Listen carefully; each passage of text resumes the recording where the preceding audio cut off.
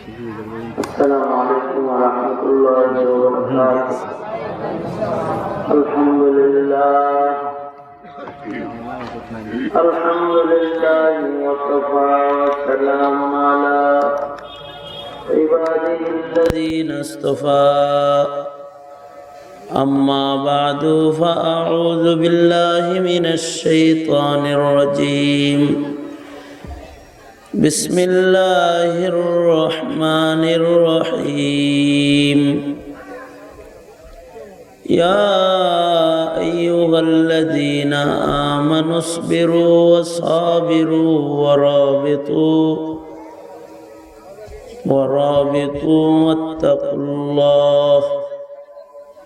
واتقوا الله لعلكم تفلحون.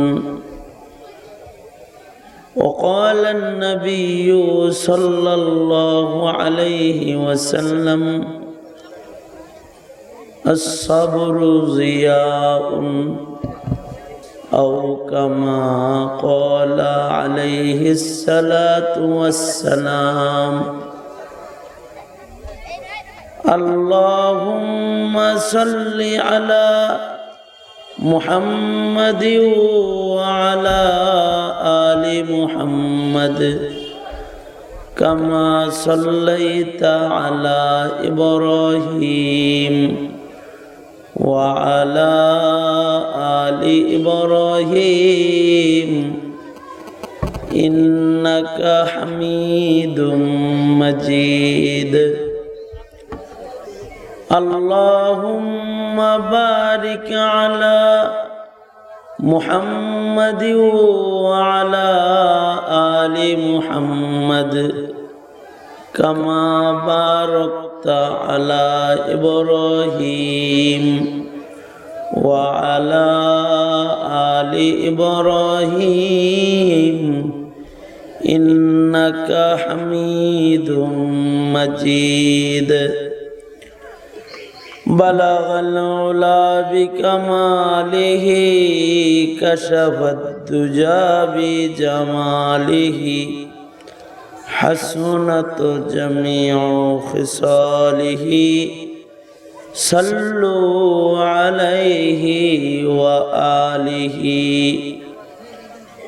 بلغ العلا بكماله كشف الدجى جماله حسنت جميع خصاله صلوا عليه وآله.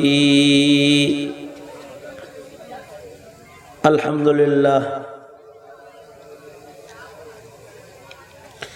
দারুল উলুম ইসলামিয়া মাদ্রাসা ও এতিমখানার হাফেজ ছাত্রদের দস্তরবন্দি উপলক্ষে 12তম 5 দিন ব্যাপী ইসলামী মহাসম্মেলনের আজকের প্রথম রজনী মাহফিলের মোহতারাম সদর, মোহতারাম সভাপতি, উপস্থিত হযরত, বুজুর্গ, উলামায়ে কেরাম, সম্মুখ মানে সমবেত দিন প্রিয়, ইসলাম প্রিয়, দিনদার ইমানদার মুমিন মুসলমান ভাইরা, বুড়া বাবারা, যুবক ভাইরা, পর্দার আড়ালের মা বোনেরা, বিশ্বজগতের মালিক, বিশ্ব প্রতিপালকের বিশ্ব দরবারে কালিমাতুশ শুকর যে মহান রব্বুল আলামিন দয়া করে, মায়া করে, ভালোবেসে আমাদেরকে দ্বীনি নসিহতের মজলিসে উলামাদের সোহবতে আসার বসার তৌফিক দান করেছেন, তার দরবারে শুকরগুজার হই, কালিমাতুশ শুকর পড়ি, শুকরিয়া আদায় করি। জবান ছেড়ে মুহাব্বতের সাথে বলুন আলহামদুলিল্লাহ। মুহতারাম হাজরিন, বিকাল থেকে শুরু করে উলামা হযরতদের নসিহত চলছিল। বরকতের নিয়তে আমি কালামে হাকিমের সূরা আলে ইমরানের সর্বশেষ আয়াত আপনাদের সামনে তিলাওয়াত করেছি। ছোট একটি হাদিস আপনাদের সামনে পেশ করেছি। এইগুলোকে সামনে করে কিছু কথা বরকতের নিয়তে আপনাদের সামনে বলা, আল্লাহ পাক কিছু উপকারী কথা আলোচনা করার তৌফিক দান করেন। আপনারা বলুন আমিন। সূরা আলে ইমরানে আল্লাহ পাক আমাদেরকে যে আয়াতটা তিলাওয়াত করেছি, শেষ আয়াত, এই আয়াতে আমাদেরকে আল্লাহ পাক 4টি বিশেষ গুণ অর্জন করার জন্য নির্দেশ করেছেন।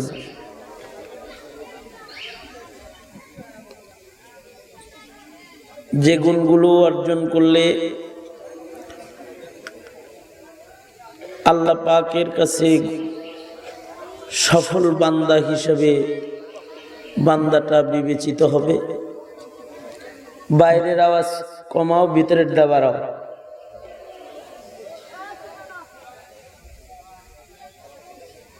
সফল বান্দা হিসেবে আল্লাহ পাকের কাছে বান্দাটা বিবেচিত হবে এবং বান্দা দুনিয়া আখিরাত হার জায়গার সফলতা বান্দাকে আল্লাহ পাক দান করবে 4টি গুণের বদলায়। আল্লাহর নির্দেশ, তোমরা এই গুণগুলো অর্জন করো। নির্দেশ কার? আল্লাহ। এবং কোরআনে হাকিমে আল্লাহ পাক মুমিনদেরকে লক্ষ্য করে করে কিছু খুশুসি নসিহত করেছেন। মুমিনদের নামে, মুমিনদের ডেকে ডেকে। ওই রকম এই আয়াতেও আল্লাহ পাক মুমিনদেরকে ডেকে খুশুসি নসিহত করেছেন। কোরআন শরীফে কোথাও কোথাও আল্লাহ পাক মুমিনদেরকে বিশেষ সম্বোধনে ডেকেছেন। হে আমার ইমানদার বান্দাগণেরা, ও আমার পেয়ারা পেয়ারা মুমিনেরা, ডেকেছেন।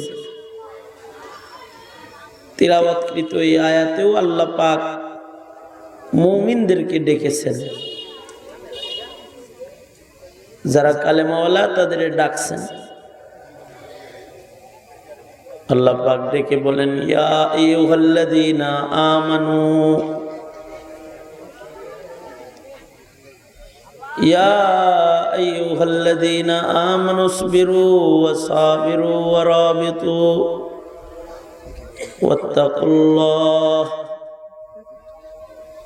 ওয়াত্তাকুল্লাহা লাআল্লাকুম তুফলিহুন।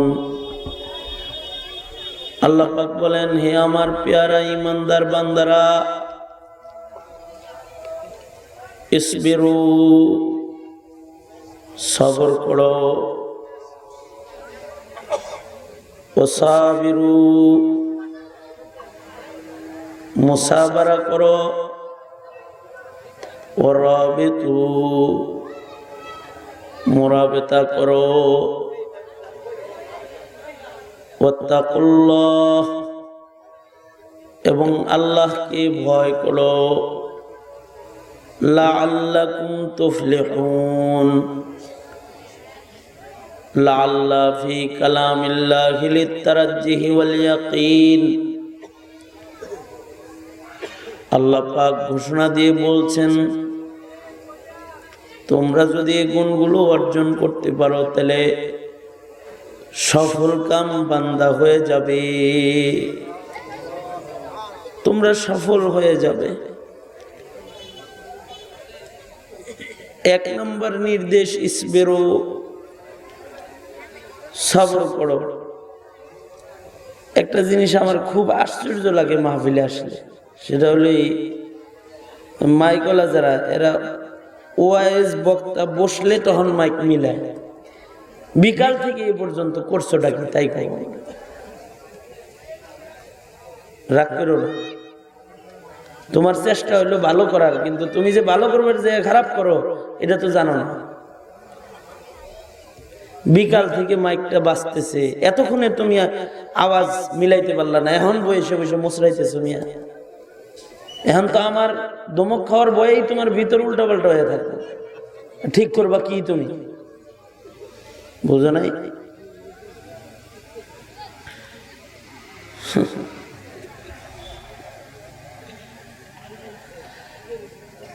আল্লাহ পাকের নির্দেশ, আল্লাহ পাক বলেন, হে ইমানদারেরা ইসবিরু,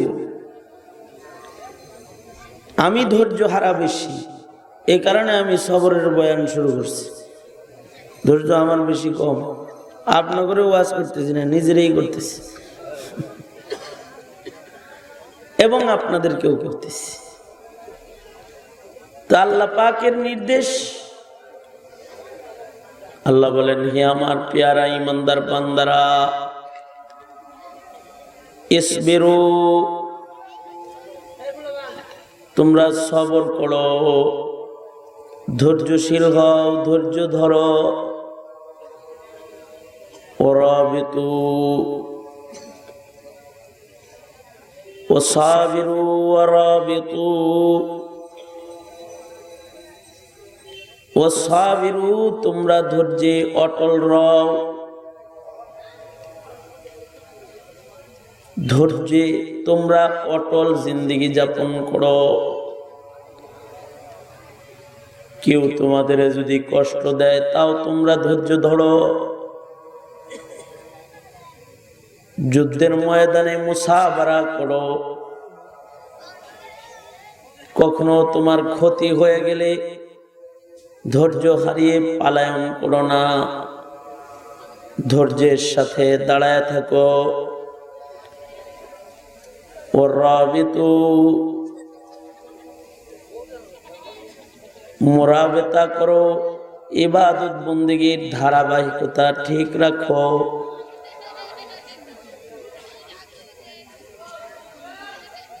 নজরদারি করো, ইবাদতে কলবে, মুসলিম সীমান্তে সকল জায়গায় নজর রাখো।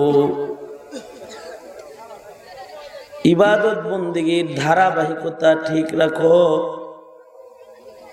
এবং আল্লাহ পাককে ডরো। হার সময় হার হালতে আল্লাহকে ভয় করো। লাআল্লাকুম তুফলিহুন, যদি গুণগুলা হাসিল করতে পারো তাহলে সফল বান্দা হয়ে যাবা, সফল হয়ে যাবা। এক নম্বর নির্দেশ হলো ধৈর্য ধরো। মানব জীবনে মানুষ যত গুনাহখাতা করে, কেউ যদি সাবের হয়, ধৈর্যশীল হয়, তাহলে ধৈর্যশীল বান্দাটা দুনিয়ার অর্ধেক গুনাহ থেকে নাজাত পেয়ে যায়। অর্ধেক গুনাহ। কারণ মানুষের জীবনে মানুষ গুনাহ করে দুই কারণে। এটা হলো শাহওয়াতের কারণে গুনাহ করে, মজা তৃপ্তির কারণে গুনাহ করে, স্বাদ শাহওয়াত কাম চাহিদা, এটার কারণে মানুষ জীবনের অর্ধেক গুনাহ করে, মজার কারণে।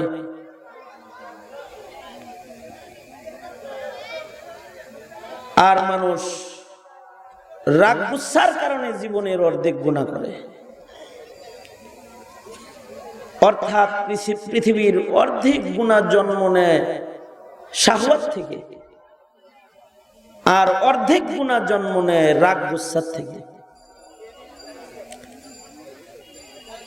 যদি কারোর শাহওয়াত নিয়ন্ত্রণ হয় তাহলে অর্ধেক গুনাহ নিয়ন্ত্রণ হয়, যদি কারোর রাগ নিয়ন্ত্রণ হয় বাকি অর্ধেক গুনাহ নিয়ন্ত্রণ হয়। বালিশ এনে দাও এখানে পিছনে।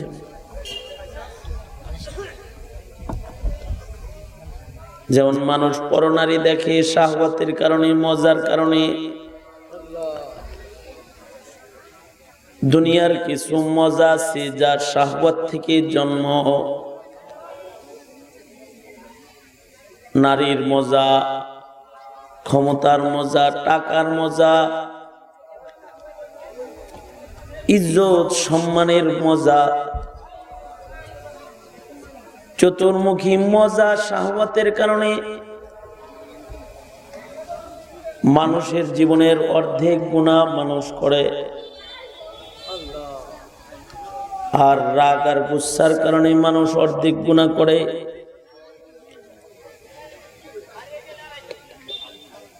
ভাই ভাইয়ের শত্রু হয়ে গেছে রাগের কারণে, খুনি হয়ে গেছে রাগের কারণে, তোহমত দিয়ে দিয়েছে রাগের কারণে, মিথ্যা মামলা দিয়েছে রাগের কারণে।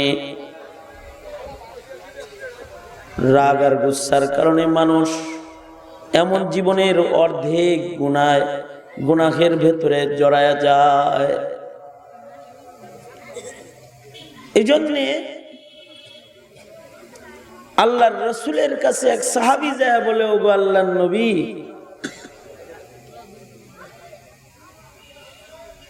আমাকে আপনি নসিহত করেন। আল্লাহর রসুল নসিহত করলেন, লা তাগজাব, রাগ করবা না, রাগ কন্ট্রোল করো। আল্লাহর রসুল তার নিজের সাথীকে জীবনের অর্ধেক গুনাহ থেকে বাঁচার নসিহত করে দিচ্ছে।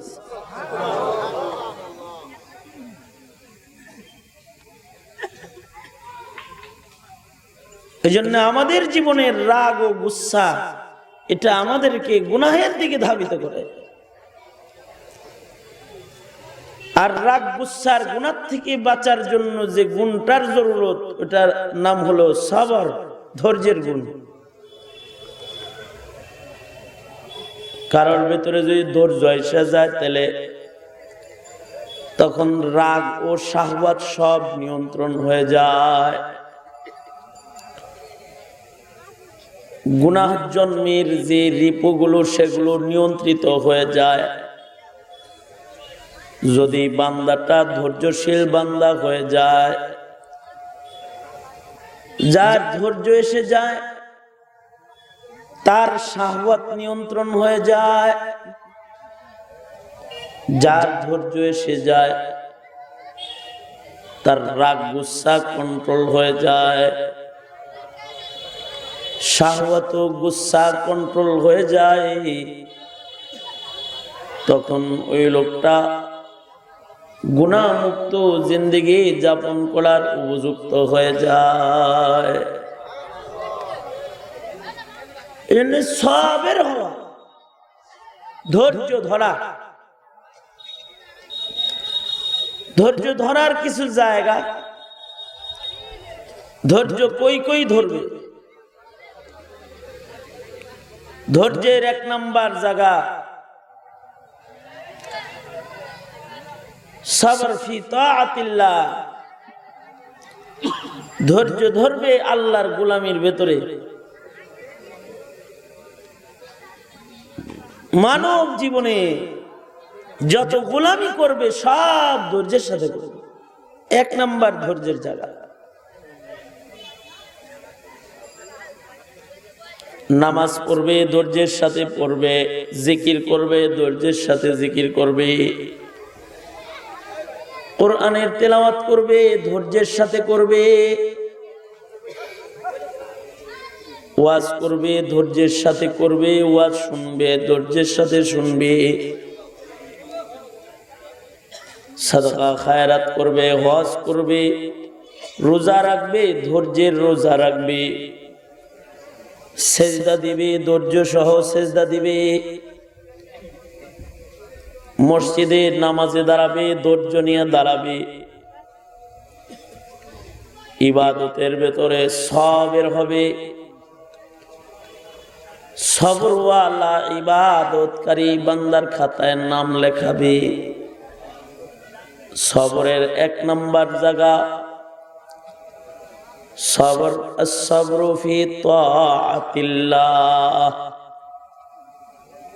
আল্লাহ পাকের নির্দেশ মানার ক্ষেত্রে ধৈর্য ধারণ করবে।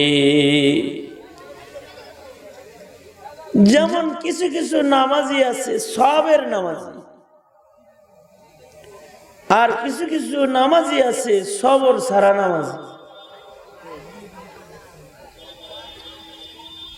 অবশ্য তাদের গুনার কাজে সবর আছে, ইবাদতে সবর নাই। চাকরিতে সবর আছে, ব্যবসায় সবর আছে, রিক্সা চালাইতেছে সবর আছে, ভ্যান গাড়ি ঠেলা গাড়ি ঠেলতেছে সবর আছে। নামাজ পড়ার সময় সবর নেই। মসজিদে যায় উৎপাত শুরু করে দেয়, হে ইমাম সাহেব তাড়াতাড়ি করেন, জামাতে দাঁড়ান। বেশি টাইম হয়ে গেল কিন্তু ধৈর্য নাই। এক রাকাত পড়তে পড়তে 4 রাকাত শেষ হয়ে গেছে, ধৈর্য নাই। সে সেজদা দিছে, সেজদার ভিতরে কয়বার সুবহানা রাব্বিয়াল আলা বলেছে, আর কয়বার রুকুতে সুবহানা রাব্বিয়াল আযীম বলছে তার মনেও নাই। ধৈর্যের সাথে একটু মালিকের নাম নিবি, মনে নাই। কিন্তু আমাদের আকাবের বুজুর্গরা তো সেজদার মধ্যে অধিক পরিমাণে তাসবিহ পড়তেন, আর আমাদের হাল ধৈর্য হারা হওয়ার কারণে একবার পড়া হয়েছে না 3 বার পড়া হয়েছে এটাও জানা নাই। সেজদার সময় নাকটা মাটিতে লাগছে নাকি লাগে নাই, শুধু কপাল দিয়ে সেজদা করে চলে গেছে, ওইটাও খবর নাই, খেয়ালই করছে না। ইবাদতের ভেতরে ধৈর্য নাই। ক্রিকেট খেলা দেখার সময় ধৈর্য আছে, রৌদ্রে পুড়ে সারা দিন স্টেডিয়ামে বসে রয়েছে ধৈর্যের সাথে। বরঞ্চ ইনিংস তাড়াতাড়ি শেষ হয়ে গেলে খেপে যায়। এগুলোর জাতীয় দলে জায়গা দিছে কে? টিকিট কাইটে ঢুকলাম, 3 ঘন্টায় খেলা শেষ। ক্রিজে দাঁড়ায় থাকতে পারছিলি না 6 ঘন্টা,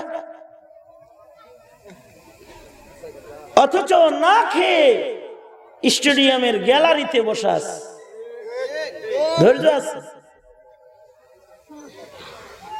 আর নামাজের ভিতরে অধৈর্য হয়ে গেছি। কিছু কিছু মুসল্লি আছে তার আত্তাহিয়াতু, তার দুরূদ শরীফ, তার দোয়া মাসুরা পড়া শেষ হয়ে গেলে পেছন দিয়ে গেলে কাশে,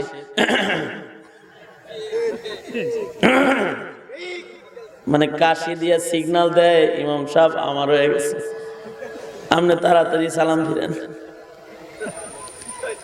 মানে হের যেন তার তাশাহুদের বৈঠকে বসে রয়েছে, এটা অধৈর্য হয়ে গেছে। ইনকেস যদি ইমামের কেরাত লম্বা হয়ে যায়, তখন বলতে থাকে ইমাম সাহেবের তার কোনো কাম নাই, আমগোর বাড়ির থেকে টিফিন বা টিভিরা খানা আইব, খাইব আর নামাজ পড়াইব, কেরাতটা লইছে কি? ওর দিয়ে দোয়ানের কাস্টমার আমার চলে যায়, হার হের লম্বা কেরাতের জ্বালায় বাঁচি না, ধৈর্য নাই। এই কারণে জুমার নামাজের আজান হবে কালকে, দেখবেন মুসল্লি যাবে দ্বিতীয় আজানের পরে, খুতবা শেষ হইব, তারপরে যাইব। মসজিদের ভিতরে বসে থাকার ধৈর্য নাই। অথচ কেউ যদি মসজিদে কিবলামুখী হয়ে বসে রয়, বা ওযু মসজিদে যে কিবলামুখী হয়ে একটা মুসল্লি বসে রয়েছে, এর কত দাম। ইন্তজারে সালাত, ইমামের আসার অপেক্ষায় নামাজের যে অপেক্ষাটা মসজিদের কাতারে কিবলামুখী বয়ে বয়ে করতেছে, নামাজ পড়লে নামাজ কবুল হইতো কি না জানা নাই,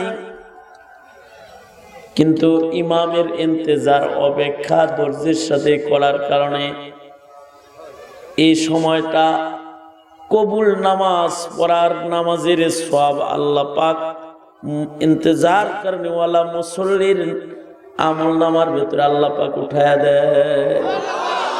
অপেক্ষা করছে যে ধৈর্যের সাথে। ইবাদতে ধৈর্য এক নাম্বার জায়গা, ধৈর্যের দুই নাম্বার জায়গা সাবর আন মাসিয়াতিল্লাহ, আল্লাহ পাকের অবাধ্যতা করার থেকে ধৈর্যের সাথে নিজের গুনাহ থেকে বাঁচায় রাখা। গুনাহ না করা এটাও একটা সবর।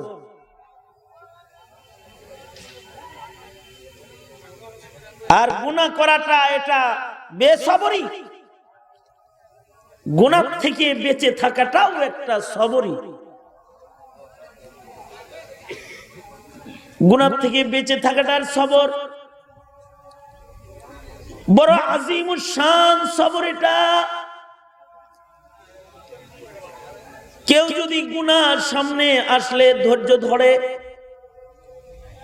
গুনাহ থেকে যদি নিজের বাঁচায়, তো পরনারীর দিকে নজর পড়ছে, নজর পড়ছে, এবার ছায়ায় রয়েছে, পলক পড়ে না। কেউ যায় এমনি এমনি করলে তখন কয় কি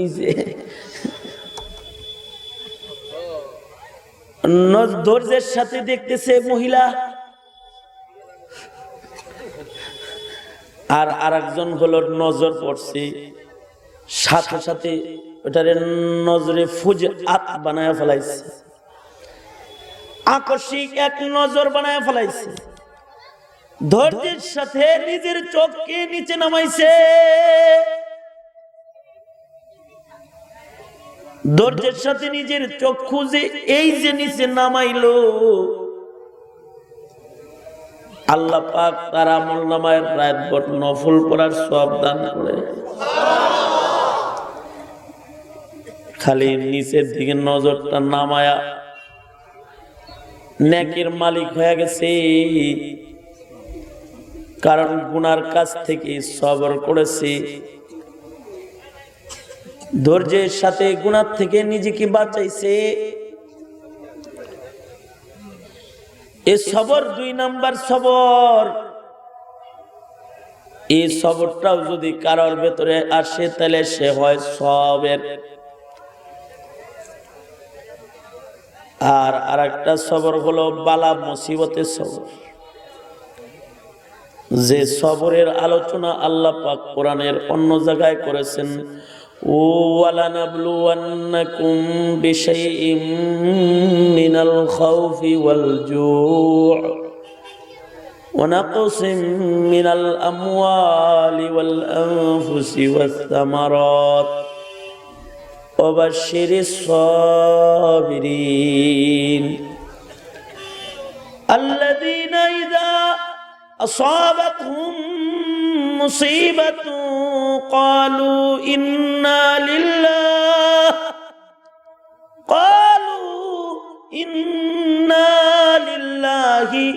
وإنا إليه راجعون أولئك عليهم صلوات من ربهم ورحمة وأولئك هم المهتدون। আল্লাহর পক্ষ থেকে কখনো কখনো বান্দার কাছে আল্লাহ পাক পরীক্ষা পাঠায়, বিভিন্ন জিনিস দিয়া বান্দার ধৈর্য পরীক্ষা করতে থাকেন আল্লাহ। কখনো চোখের সামনে পরে খায়, সে না খায় রয়, তারে খোদার কষ্ট দেয়। মানুষ খায়, সে তাকায় তাকায় দেখে, কিন্তু তার খানা থাকে না। কখনো কখনো তাকে ভীতি প্রদর্শন করেন, ভয় দেখায় কষ্ট দেন। কখনো কখনো আল্লাহ পাক মাল সম্পদ ফসল নষ্ট করে দিয়ে বান্দারে পরীক্ষা করেন। দেখি ফসল নষ্ট করে দিয়ে আমার গালগুল দেয়নি, যে আল্লাহর ইনসাফ নাই, আমার খেতে শিল পড়ছে, আল্লাহর ইনসাফ নাই। নাউজুবিল্লাহ জোরে বলেন। কারোর পোলা অসুখ হয় না, পাশের বাড়ির চার পোলা হেডি টনটনা ঘুরে, আর আমার একটা, এটা খালি হুকুর হুকুর করে। এটা কি একটা ইনসাফ? কষ্ট করে আল্লাহরে ধরে আলাইছে। আল্লাহ পাক কিন্তু কোন বান্দার উপরে জুলুমকারী না। আল্লাহ পাক বান্দার উপরে রহমকারী। তবে কখনো কখনো আল্লাহ পাক বান্দাকে বিভিন্ন রঙের বালা মুসিবত দিয়া বান্দাকে ইমতিহান নেন। বান্দার ঈমান, বান্দার ধৈর্য, বান্দার তাকওয়াকে আল্লাহ পাক পছন্দ করেন। এই তাকওয়ার ধৈর্য কেমন, এটা মাঝে মাঝে পরীক্ষাও করেন। এই পরীক্ষার জন্য কখনো কখনো আল্লাহ পাক বান্দাকে মুসিবত দান করেন। ওই মুসিবতে যারা ধৈর্য ধরে, তারা সবের এই তিন প্রকারের ধৈর্য যাদের ভেতরে আছে, তারা সাবিরিন। আর এমন সাবিরিনদের সাথে আছেন স্বয়ং আল্লাহ। আওয়াজ করে বলেন সুবহানাল্লাহ, জোরে বলেন। ইন্নাল্লাহা মা'আস সাবিরিন। ধৈর্যশীলদের সাথে আছেন কি? আমাদের মালিক কে? জোরে আওয়াজ করে বলেন, আরো জোরে করে বলেন, মালিক কে? আওয়াজ করে ডাক দেন, ইয়া আল্লাহ। উচ্চ আওয়াজে সমস্বরে ডাকুন, ইয়া আল্লাহ। আওয়াজ করে বলেন, আল্লাহু আকবার। আর জোরে পারেন না, জোরে করে বলেন, আল্লাহু আকবার। আওয়াজ করে বলেন, আলহামদুলিল্লাহ। বলেন আওয়াজ করে, সুবহানাল্লাহ। বলুন, লা ইলাহা ইল্লাল্লাহ, লা ইলাহা ইল্লাল্লাহু মুহাম্মাদুর রাসূলুল্লাহ। মোহতারাম হাজিরিন, दोनों हाथ ऊपर तुलें।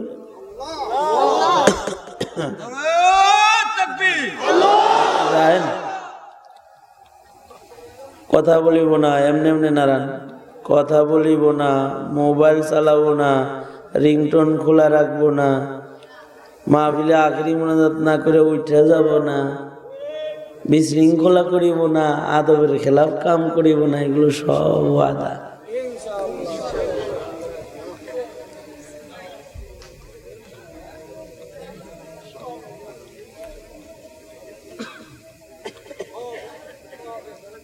আপনাদের এই মাহফিলে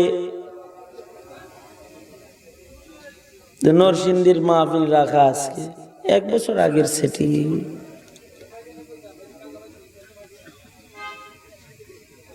এক বছর আগের রাখা, আল্লাহ পাক আনছেন। আজকে গেছিলাম সিলেটে, মাহফিলে না যাই ঘুরছি। সিলেট থেকে ফ্লাইটে আমি গেছি সিলেটে। মাহফিলওয়ালা ফোনে দাওয়াত দিলে দাওয়াত রাখা লাগে না কেন? এটার একটা কারণ। অক্টোবর মাসে আমারে ফোন করে এই কোম্পানিগঞ্জের সিলেটের এক লোক, আমার পরিচিত লোকের মাধ্যমে ফোন করে বলছে, হুজুর নভেম্বরের 17 তারিখে দাওয়াত। আমি তো মনে করছি আগামী বছরের নভেম্বরের 17। ঠিক আছে, আগামী নভেম্বর? হ্যাঁ আগামী নভেম্বর। এ মনে করছে আগামী মাস নভেম্বর। মাশাআল্লাহ, সে পোস্টার টোস্টার কইরা মাহফিলের ইন্তজাম করে ফেলেছে। কিছুদিন আগে আমার মসজিদে আসছে, এসে বলে হুজুর পোস্টার তো করে ফেলাইছি 17 তারিখ, ওই যে দাওয়াত দিলাম ফোন করে। এটা কি এই সাল নাকি 17 সাল? না হুজুর এই সাল। আমি যেতে পারবো না। শেষ বেলায় রিকোয়েস্টের উপরে রিকোয়েস্ট যে জোহরের নামাজ পড়েন, মানুষ বিপদে পড়ে গেলে তো মিছা কথা কম কয় না। আমাদের সিলেটে জোহরের পরে এই লোক হয়, জোহরের পরে বয়ান করে আপনি চলে আসবেন। কেমনে? ফ্লাইটে আসবেন, ফ্লাইটে রিটার্ন করবেন এবং রিটার্ন টিকিট সহ ফ্লাইটের টিকিটও কাটছে। মাশাআল্লাহ, যায় দেখি বিমানবন্দর থেকে মাহফিল যেখানে, ওই পর্যন্ত যাইতে 2.5 ঘন্টা লাগবে। আর রাস্তা হইলো ভাঙ্গা, আমি হইলো অপারেশনের রোগী।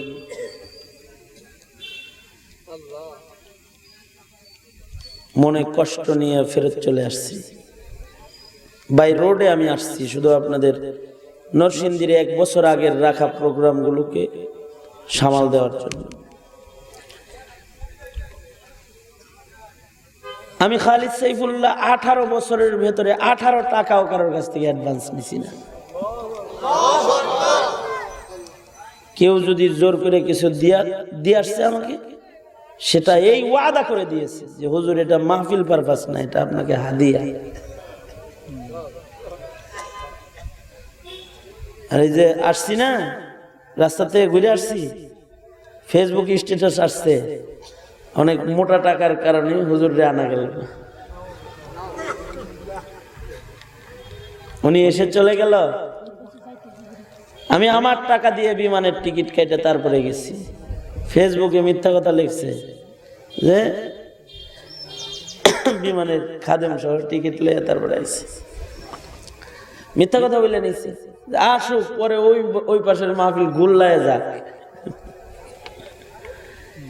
এই যে মানুষকে যে কষ্ট দেয়, ওই কষ্টের সময় ধৈর্য ধরাটা হলো মুসাবারা। আপনারা কেউ কষ্ট দিতে পারে, তখন আপনি ধৈর্য ধরবেন। হোক না সেটা যুদ্ধের ময়দানে, হোক না সেটা সামাজিক জীবনে, হোক না সেটা পারিবারিক জীবনে।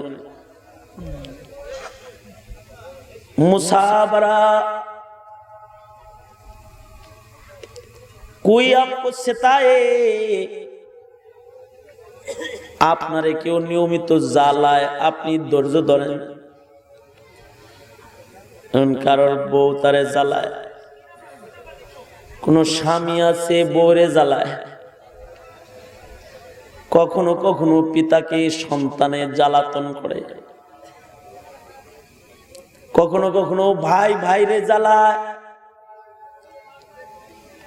যুদ্ধের ময়দানে কাফেরে মুসলমানরে জ্বালায়, ঘরের ভিতরে কখনো কখনো ভাই ভাইয়ে জ্বালায়, বন্ধু বন্ধুরে জ্বালায়। খুব খাতির ছিল, এখন খাতির ভেঙে গেছে, জানের দুশ্মন হয়ে গেছে। এক প্লেটে খাইছে,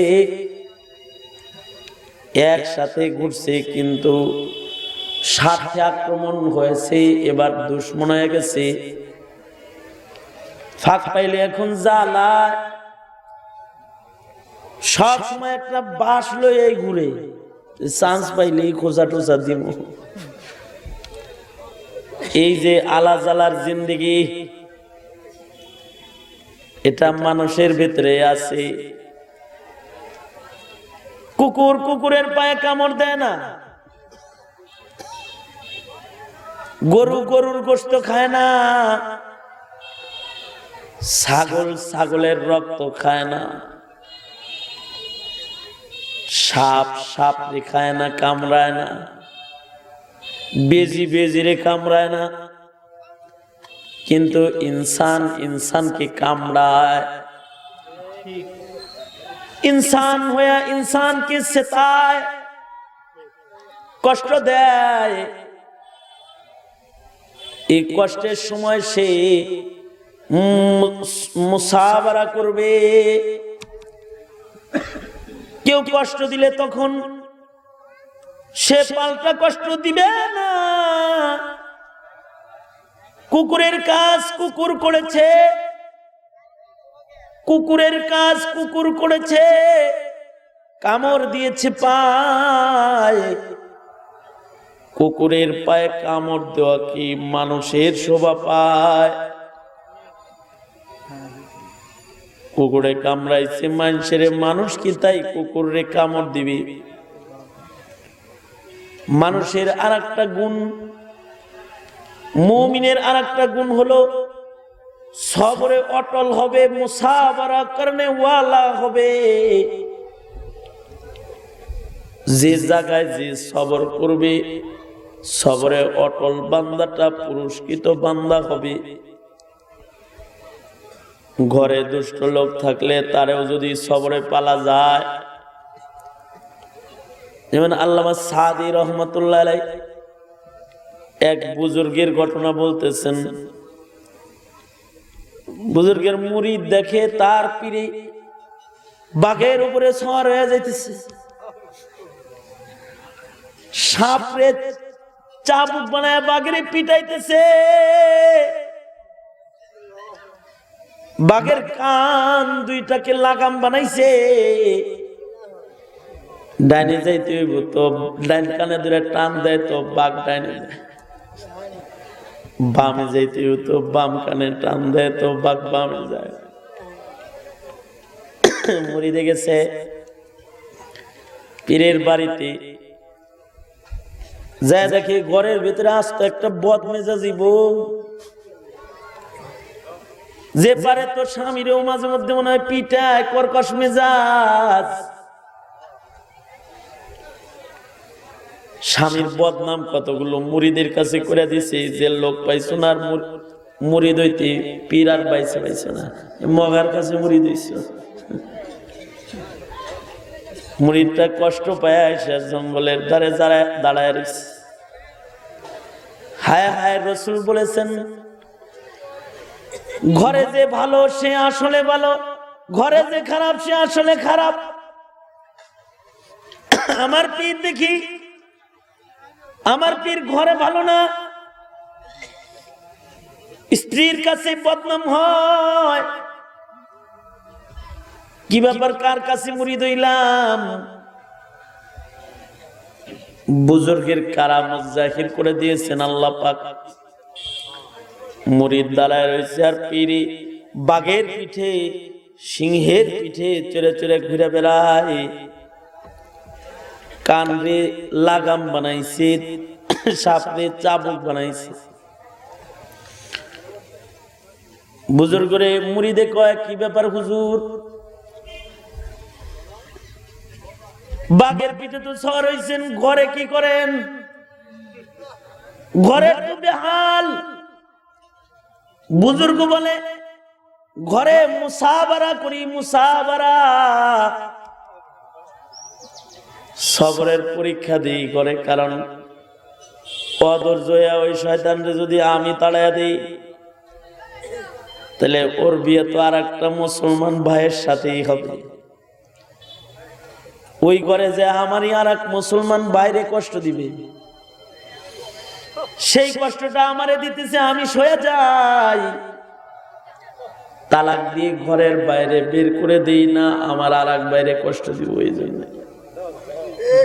আর ওই যে আমি ধৈর্যের চরম পরাকাষ্ঠা মুসাবারা অর্জন করেছি, আল্লাহ পাক এর বরকতে হিংস্র প্রাণীকেও নির্দেশ করেছে তারা যেন আমার আচরণে যেন ধৈর্য ধরেছি। আল্লাহ পাক আমাকে হিংস্র প্রাণী কুলের ভেতরেও সরদারি দান করছে। গারনা সবরম মি কাশিদে বারজন काय कशीदे शेरे नরবে গারে মন। ওইখানে যদি সবর না করতাম তাহলে এরা আমার আচরণে সবর করতো না। ওইখানে আমি সবর করার কারণে আমি পুরস্কার পাইছি দুনিয়াতে। মুসাবারাকারীর পুরস্কার শুধু দুনিয়ায় না, কবরেও পুরস্কার আছে, হাসরেও পুরস্কার আছে। এই জন্য সকল নবীগণ কষ্টে সবর করেছেন, এইরকম সবর করছেন।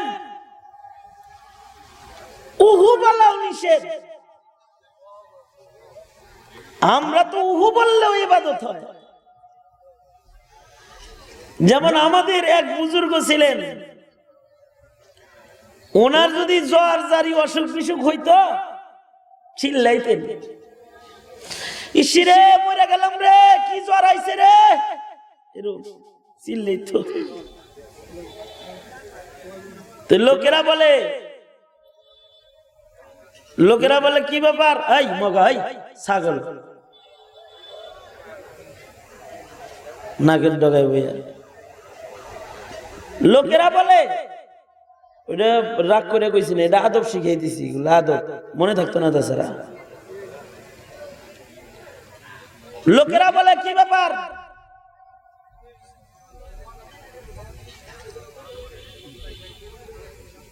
কইছিলাম নিজেই ভুলে গেছি।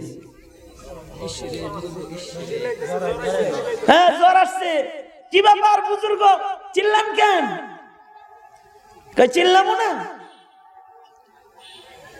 আল্লাহ তাআলা নিজে অসুস্থতার চাবুক দিয়ে বাইরেছে, আমার মুখের একটু ইশার শুনবার লেগেছে। কারণ অসুস্থতার দিনওয়ালা কে,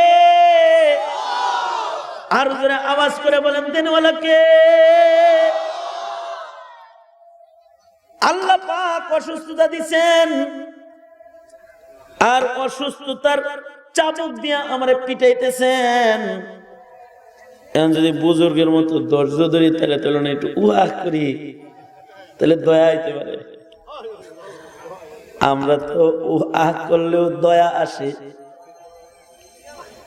হাই হতাশ করলে একটু আহ মালিক আহ মাফ করে দাও।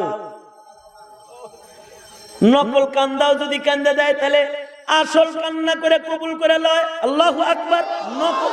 নকল কান্দন কানছে, আসল কান্না হিসাবে কবুল করে লয়। কিন্তু নবীদের মুসাবারা কেমন ছিল। জালেম রাজা হযরত জাকারিয়া আলাইহিস সালাতু ওয়াস সালাম কি ফতোয়া দিবার কয়, নিজের বউয়ের অন্যের ঘরে থাকা অবস্থায় বউয়ের একটা মেয়ে আছে, হে মেয়ে বিয়ে করবো নিজেই।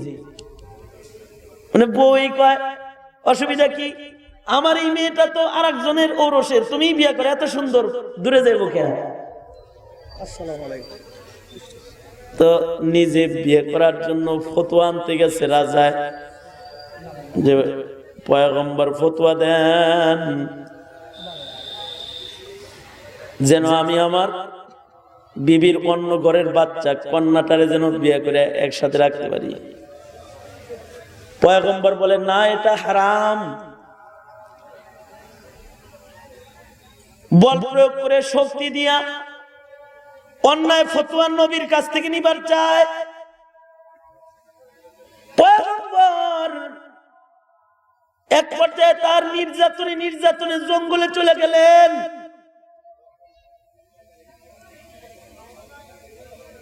রাগ আর গুসা, জালিম রাজা জঙ্গলের ভেতরে পয়গম্বরকে খোঁজার জন্য লোক পাঠায়া দিলেন। সরকার জালেম, সরকারের পুলিশেরা ঘুরতেছে। পয়গম্বর জাকারিয়া জঙ্গলের ভিতরে দেখে পালাইতেছে। হঠাৎ করে গাছের পারে দাঁড়ায় বলছে, গাছ পুলিশ আয়া বলছে তো, দুই টুকরা হয়ে যা, ভিতরে একটু পালাই।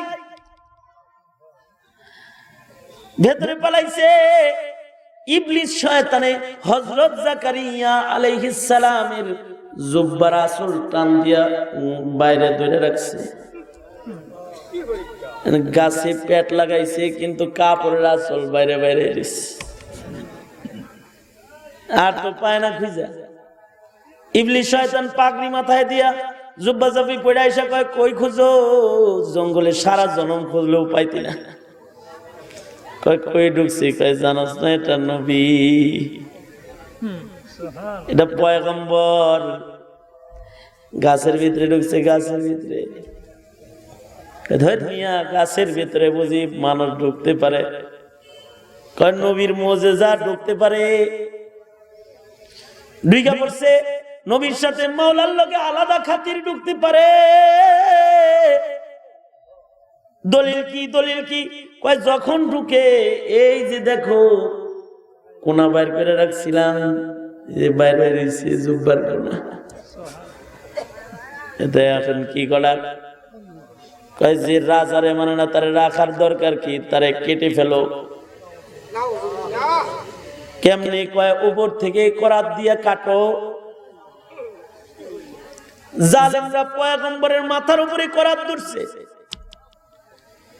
গাছ কাটতেছে, করাত নিচের দিকে আসতেছে। পয়গম্বর গাছের ভেতর থেকে ডেকে বলে, আল্লাহ মালিক, তুমি ছাড়া আর কেউ নাই। মালিক বলে, যখন গাছের পেটের ভিতরে ঢুকলি মুজিজা দেখাইবার যে, ওই সময় আমারে ডাক্তার দিতি, দেরি করলি কেন? এই জন্য পয়গম্বরের দেরিটাও এটা একটা অপরাধ। এই কারণে পয়গম্বরকে রব পয়গম্বরকে ইমতিহানে ফেলাইয়া দিছে। গাছের ভিতরে ঢুকছিস কে? ওই সময় আমারে ডাকতি, ঠিক আছে তোর মাধ্যমে সবর শিখাই, মুসাবারা শিখাই, সবরের অটলতা শিখাই। ইচ্ছা করলে আমি এখান থেকেও তোমারে বের করে দিতে পারি, তাতে জালিমের পরিচয় জাতি জানবে না। আর জালিমের পরিচয় সুস্পষ্ট করে দিই, আর তোমাকে ধৈর্যের পরীক্ষার পাতার উপরে দাঁড় করাইয়া দিই। যদি সবরটা তোমার এমন হয় যে করাত তোমারে দুই টুকরা করবে, আহ করবা না। ধৈর্যটা যদি এমন চূড়ান্ত পর্যায়ের করতে পারো জাকারিয়া, ধৈর্যের বদলায় তোমাকে জান্নাতে রফে দারাজাত আমার নৈকট্যের মাকাম আমি দিব। কারণ সবরের সাথে আমি আল্লাহ নিজে আছি। করাত গাছ কাটতে কাটতে নিচের দিকে আসতেছি, জাকারিয়া ধৈর্যের সাথে দাঁড়ায় রয়েছে। কেটে দুই টুকরা হয়েছে, কিন্তু জালিমের জুলুমের কারণে হক থেকে এক চুল সরে গেছে না। শেষ বেলায় নবীর বেটা নবীর হযরত ইয়াহইয়ারে যায় সালেমেরা ধরছে, তুমি ফতোয়া দাও, তুমি নবীর ছেলে, তুমি নবী, তুমি ফতোয়া দিলেও কাম হইব। হযরত ইয়াহইয়া বলেন, না, অন্যায় করতে পারি না। জালিমের জুলুম শুরু করছে। হযরত ইয়াহইয়াকে শুলে চড়াইছে। 4 বছর বয়সে যে পয়গম্বর নবুয়ত পেয়েছিলেন তিনি হলেন হযরত ইয়াহইয়া। আল্লাহ পাক বাচপানে যাকে নবুয়ত দান করেছেন, এই সেই ইয়াহইয়া, তাকে আল্লাহ পাক 4 বছর বয়সে নবুয়তি দান করেছেন। এ শুলিতে চড়ায় দিছে জালেমেরা, শুলিতে চড়ায় দিয়ে ওনাকে শহীদ করেছে। তারপরে ওনার সবর ভাঙে নাই। সরওয়ারে দু আলম নবীর ধৈর্য, মুসাবারা, চতুর্দিক থেকে পাথর মারতেছে। তাইফের ছেলেরা একদিকে মুখের জুলুম আর একদিকে হাতের জুলুম। মুখ দিয়া পাগল কয় আর হাতের দ্বারায় পাথর। পাথরে এত জোরে জোরে মারতেছি, গায়ের চামড়া সিরা সিরা ছিদ্র হয়ে হয়ে রক্তের নালা বের হইতেছে। আল্লাহর নবী বেহুশ হয়ে মাটিতে পড়ে যাচ্ছেন, তারপরেও সবর ভাঙে নাই। অথচ নবীজি ধৈর্য ধরছে ঠিক, আরশে আজিমও কাঁপতেছে, আসমান জমিনের ফেরেশতারা চিৎকার করে কাঁদতেছে। আল্লাহ পাক হযরত জিবরাইলকে পাঠায় দিছে, যাও দুই পাহাড়ের চাপা দিয়ে দাও। নবী কয় না, মুসাহাবারা। আল্লাহর রাসূল সাথে সাথে দুইটা হাত তুলে বলে, আল্লাহ, আল্লাহ গো, আমার কিন্তু সবর শেষ হয় নাই। আল্লাহ, আমার গায়ের রক্ত দেখা আপনি ওদের হালাক করবেন না, কারণ ওদের হালাক করলে কারা কালিমা পড়বে? একদিন ওদের কণ্ঠে উচ্চারিত হবে, আশহাদু আল্লা ইলাহা ইল্লাল্লাহ ওয়া আশহাদু আন্না মুহাম্মাদান আবদুহু ওয়া রাসূলুহু। মুহতারাম হাজিরিন, মুসাবারা, কেউ যদি আপনারে কষ্ট দেয় তখন ধৈর্য ধরা। সমাজে কেউ কষ্ট দিছে, অন্যায়ভাবে আপনারে অপমান করছে, আপনি দোষী না, আপনারে দাগি বানায় ছাড়ছে। যেমন হযরত আয়েশা সিদ্দিকা দোষী না, কিন্তু দাগি বানায় ছাড়ছে। গজওয়ায়ে বনু মুস্তালিক, হযরত আয়েশা সিদ্দিকা নবীর সাথে গেছে যুদ্ধে। যুদ্ধে মুসলমানদের বিজয় হয়ে গেছে। সরওয়ারে দু আলম নবী রাতের অন্ধকারে শীতল ছায়ায় চলবেন, সাহাবীদের বললেন রেডি হও। হযরত আয়েশা রেডি হওয়ার জন্য ইস্তেনজা করতে জঙ্গলে গেছে। জঙ্গলে যে গলার হার হারায় গেছে, বোনের হার শখ করে গলায় লইয়া আইছিল পয়গম্বরের সাথে যুদ্ধে। সাইজা গেছে, নিজে গলার হার খুঁজতেছে। এদিক দিয়ে নবী যাদেরকে খাদেম বানাইছিলেন যে তোমরা পালকি উটের উপরে তোমরা উঠাইবা, পর্দার আয়াত নাজিল হয়ে গেছে। এ কারণে পর্দা খুইলা ভিতরে আছে না নাই দেখার সুযোগও নাই। আর হযরত আয়েশা বলেন, আমি বাচ্চা মানুষ, আমার গায়ে তেমন গোশত নাই, আমি যে পালকির ভিতরে নাই, হাওদার ভিতরে নাই, এটাও যারা খাদেম তাদের জানা নাই। তারা পালকি উটের পিঠে উঠায় দিছে। পালকি নবীর পিছে পিছে যাইতেছে, কিন্তু আমি জঙ্গলে আছি। নবীজি মনে করছে আয়েশা আছে সাথে, কিন্তু নবীজি সামনে যায় দুপুর বেলায় খেজুরের বাগানে এক জায়গায় তাবু গাড়ছে।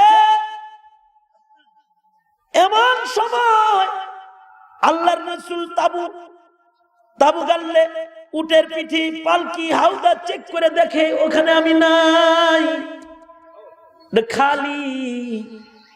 নবীজি পেরেশান হয়ে গেছে। হযরত আয়েশা বলেন, এদিক দিয়ে আমি ইস্তেনজা করে আয়া দেখি নবী চলে গেছে। আমি তো আয়েশা যেখান থেকে হারাইছি ওখানে এসে দেখি কেউ নাই, কিন্তু আমার হার ওখানেই পড়ে রয়েছে। হার তো পাইলাম, কিন্তু নবী ও নবীর কাফেলা হারাইলাম। চিন্তা করতে লাগলাম, চলে যাব নাকি এখানে অপেক্ষা করব। ভাবলাম অপেক্ষা করি, তাহলে রাসূল লোক পাঠায় আমাকে নিবেন। হযরত সফওয়ানকে আল্লাহর নবী অবশিষ্ট মালামাল ময়দানে কেউ ফেলে রেখে যায় কিনা এগুলো নিয়ে যাওয়ার জন্য পিছনে ছেড়ে গিয়েছিলেন। আমি ওখানে শুয়ে রয়েছি। সফওয়ান আমাদের বাড়িতে ছোটবেলায় আমারে কোলে নিছে, আমারে চিনে। সে মাল সামান খুঁজতে খুঁজতে আমি আয়েশারে পাইছে। এক নজর আমারে দেখেই চেনা ফেলাইছে। কিবলার দিকে ঘুইরা সফওয়ান চিৎকার করে বলেছে, ইন্না লিল্লাহ, হায় হায় নবীর বিবি এখানে। তার ইন্না লিল্লাহ শব্দ শুনে আমার ঘুম ভেঙে গেছে। সফওয়ান নিজের উটে আমারে চড়াইছে, নিজে মাটিতে হাইটা হাইটা নবীর বিবি, আমি উম্মতের মা, আমারে সম্মান দিয়ে উটের পিঠে করে নবীর কাছে লয়ে যাইতেছে। আব্দুল্লাহ ইবনে উবাই ইবনে সুলুল মুনাফিকদের সর্দার সুযোগ পাইছে, দুর্বল মনা আরো কিছু মুসলমানদের সাথে নিয়ে আমার উপরে অপবাদ দিচ্ছে। সফওয়ানকে বলেছে, দেখছো সফওয়ান নবীর অল্প বয়সের বিবিটা লয়ে বাইকে গেছে। নাউজুবিল্লাহ বলেন, নাউজুবিল্লাহ বলেন। না জানি কি করছে, কই লয়ে গেছে, অপবাদ দিয়ে দিছে। হযরত আয়েশা বলেন, কিছু বলার নাই, জবান বন্ধ হয়ে গেছে। এদিক দিয়ে আল্লাহর রাসূলের নজর নিচে নেমে গেছে। আমাকে তাকায় আর নবীজি দেখে না। যেখানে আমি গ্লাসের যে জায়গায় ঠোঁট লাগায় পানি খাই, নবী ওখানে ঠোঁট লাগায়।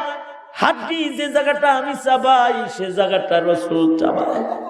খেজুরের যে জায়গাটা আমি মুখে চাবাই, ওই জায়গাটা নবী চাবায়।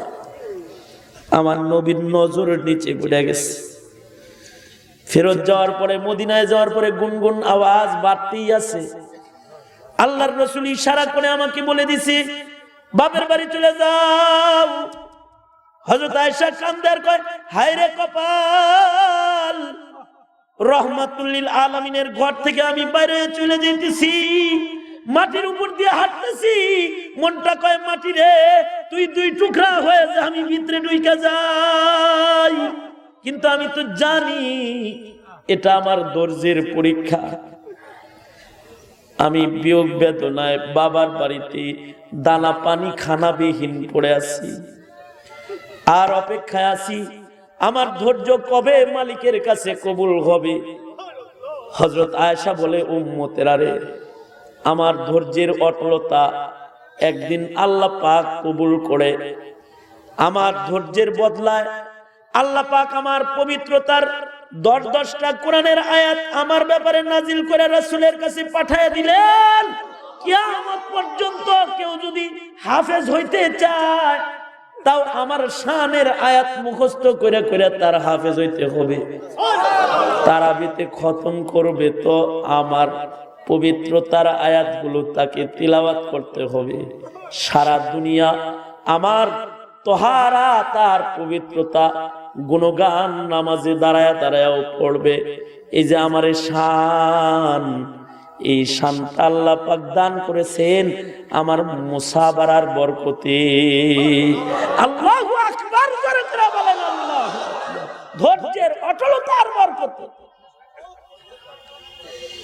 আল্লাহ পাক ওই কথাটাই বলেন, ওয়াসাবিরু, ধৈর্য অটল থাকো, যুদ্ধে, সমাজে, ঘরে, সকল সেক্টরে। ওয়ারাবিতু, ইবাদতের ধারাবাহিকতা ঠিক রাখো। এক যুদ্ধের থেকে এসেছো, আবার আজান শুনেছো, আবার যুদ্ধে যাও। এক নামাজ পড়ে আইছো, আবার নামাজের আজান হইছে, আবার নামাজে যাও।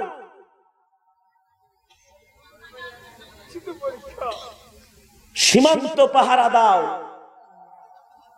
আল্লাহর বিধানের সীমানাও পাহারা দাও, নিজের কলবও পাহারা দাও, এখানেও যেন শয়তান না ঢুকে। এগুলো সব জালিকার রিবাত, জালিকার রিবাত, এগুলো সব মুরাবেতা। মুসলিম সীমান্ত পাহারা দেওয়াই শুধু মুরাবেতা নয়, এটাই রিবাত নয়। মুসলিম সীমান্ত মুসলমানের জানমাল পাহারা দিলেও এক রাত একদিন খায়রুম মিনাদ দুনিয়া ওয়া মা ফিহা, আসমান জমিনের ভিতরে যা আছে সবকিছুর চেয়ে উত্তম জিনিস। নিজের দিল পাহারা দাও, দিলের ভিতরেও যেন সীমানা ক্রস করে শয়তান ঢুকে না যায়। আমলের সীমানাও পাহারা দাও, যেন কাজা না হয়ে যায়। শীতের দিনেও ভালো করে ডইল্লা ডইল্লা ওযু করো, যেন ওযুটা পুরা হয়ে যায়। এগুলো রিবাত। আর হার হালতে 4 নাম্বার, ইত্তাকুল্লাহ, আল্লাহকে ভয় করো। এই 4 গুণ যদি দুনিয়ায় হাসিল করতে পারো, তাহলে লাআল্লাকুম তুফলিহুন। লাআল্লা ফি কালামিল্লাহি লিত্তারাজ্জিহি ওয়াল ইয়াকিন। এই 4 গুণের গুণী মানুষদেরকে আল্লাহ পাক সফলতা দান করবেন। তারা সফল বান্দা, মুফলিহ বান্দা, সফল কাম বান্দার দপ্তরে তাদের নাম। আল্লাহ পাক আমাদেরকে এই 4 গুণ দান করেন। জোরে বলেন আমিন। হাত তোলেন। রাজি আছেন তো ইনশাআল্লাহ? ইয়া আল্লাহ, এই বান্দাগুলো এই গুণ হাসিল করবে ওয়াদা করছে। হাতগুলা কবুল করে নাও আল্লাহ। আওয়াজ করে কোন, আওয়াজ করে জোরে বলেন, চিল্লায়ে কোন। আল্লাহ তুমি আমাদের ধৈর্য দান করো। আল্লাহ তুমি আমাদের তাকওয়া দান করো। ইয়া আল্লাহ আমাদেরকে দিল পাহারা দেওয়া তৌফিক দান করো। সীমান্ত পাহারা দেওয়ার তৌফিক দান করো। ইয়া আল্লাহ জমিনের সকলের জান মালের নিরাপত্তার পাহারাদারি করার যোগ্যতা আমাদের দান করো। জোরে কোন আমিন, জোরে কোন। সোজা করে না, একটা লোক উঠে যাইবে না।